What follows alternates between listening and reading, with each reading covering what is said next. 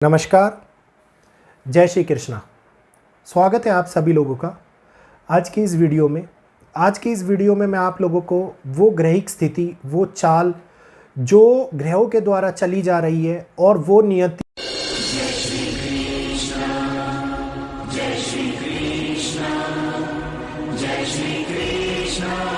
जो निर्धारित हो चुकी है उसके बारे में सारी बातें आप लोगों को बताने के लिए आया हूँ। आज हम लोग एक तिथि जो 27 जून को निकली है उस तिथि के बारे में पहले भी कई बार डिस्कशन कर चुके हैं और पुरानी वीडियोस में उस तिथि के अंदर हो रहे परिवर्तन के बारे में आप लोगों को सारी जानकारी मिल चुकी है। लेकिन इस तिथि ने दुनिया के अंदर नए पड़ाव, नए पहलू, नए नियम स्थापित किए।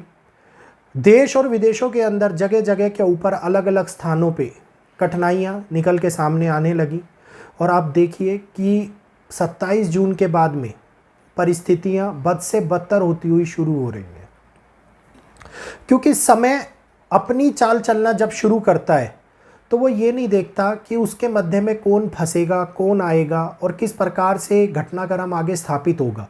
क्योंकि नियति जब सब कुछ निर्धारित होती है तो हर चीज़ उसी रूप से व्यवस्थित होती हुई चली जाती है जिस रूप से उसको होना होता है।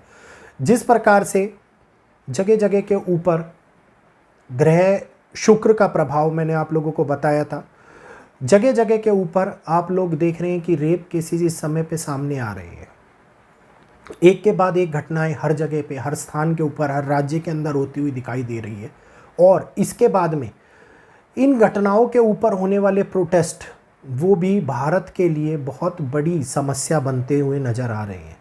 क्योंकि हकीकत की बात यह है कि प्रोटेस्ट कुछ चीज़ों के लिए होना जायज़ भी होता है, लेकिन जब प्रोटेस्ट के मध्य में कुछ अभद्र, कुछ ऐसे तत्व मिल जाते हैं जो कि स्थिति और परिस्थितियों को विपरीत रूप दे देते हैं, मतलब हिंसा का रूप दे देते हैं, कठिनाइयों का रूप दे देते हैं और एक के बाद एक परिस्थितियों को बदलने का प्रयास किया जाता है, तो वो समय और भी ज़्यादा कठिनाइयों को हमारे सामने निकाल के ले आता है। कठिनाइयाँ जब हमारे जीवन के ऊपर असर करती हैं तो वो परिस्थितियों को गंभीर करने का शुरुआत कर देती हैं और यही गंभीर परिस्थितियां होती है जो किसी देश के लिए किस प्रकार से हानि करती हैं, किसी देश के अंदर आंदोलन कराती है, सिविल वार, प्रोटेस्ट, कठिन समय की उत्पत्ति करती हैं। और आप देखिए बांग्लादेश के हालात बिल्कुल वैसे ही होते जाए, उसके पहले श्रीलंका के हालात बिल्कुल वैसे ही हुए।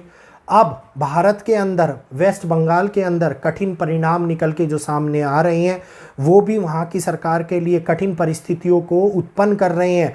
और केवल वेस्ट बंगाल नहीं, मुंबई के अंदर हुई घटना जिसने कल मुंबई के लोगों को प्रोटेस्ट करने पर मजबूर कर दिया, यूपी के अंदर हुई घटना, उत्तराखंड के अंदर हुई घटना, एक के बाद एक ये अनियमित तौर के ऊपर होती हुई शुरुआत जो दिखा रही है कि कितने दुष्कर्मी लोग हैं जो इस प्रकार की घटनाओं को अंजाम दे रहे हैं। तो ग्रहिक स्थिति तो अपनी चाल चलेगी ही चलेगी, लेकिन हम लोगों को भी अपने कर्म के अनुसार उन चीज़ों को, उन परिस्थितियों को संभाल के रखने की आवश्यकता हद से हद महत्वपूर्ण है। और इस समय के ऊपर जिस प्रकार से आप देखिए भारत बंद, आज 21 तारीख को भारत बंद का ऐलान किया गया। जयपुर के अंदर बहुत सारे स्कूल बंद हो गए, मोस्टली सभी स्कूल थे 12वीं तक के बंद कर दिए गए, मार्केटें बंद हैं, कई जगहों के ऊपर व्यापार मंडल ने पूरी मार्केट बंद कर दी है, रैलियां निकल रही हैं जगह जगह स्थानों के ऊपर। और ये क्यों हुआ? केवल एससी और एसटी के ऊपर दिए गए फैसले के कारण। और वो तो फैसला भी नहीं कहेंगे, एक तरीके से सुप्रीम कोर्ट ने अपने मन की बात को आगे लोगों तक पहुंचाया था।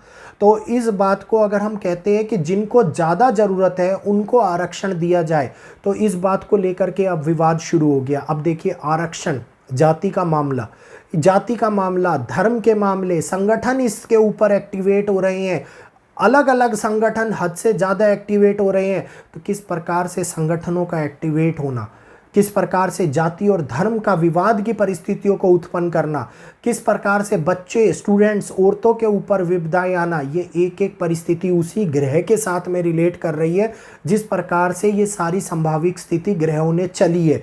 तो अब आगे आने वाले समय के अंदर और भी ज़्यादा कठिनाइयाँ हमारे सामने निकल के आने वाली हैं। जी हाँ, अभी तो केवल 21 अगस्त का आज टाइम हुआ है, 26 अगस्त के बाद में हो रहा ग्रहों का परिवर्तन, 26 अगस्त के बाद में ग्रहों की वो चाल जो दुनिया के अंदर, पूरी संपूर्ण दुनिया, केवल भारत ही नहीं, बड़े एक नए पैमाने के ऊपर, एक नए मुहाने के ऊपर लाके खड़ा कर देगी, जिसके अंदर बदलाव का वो समीकरण शुरू हो जाएगा जिससे आप और हम सभी लोग प्रभावित होते हुए नजर आएंगे।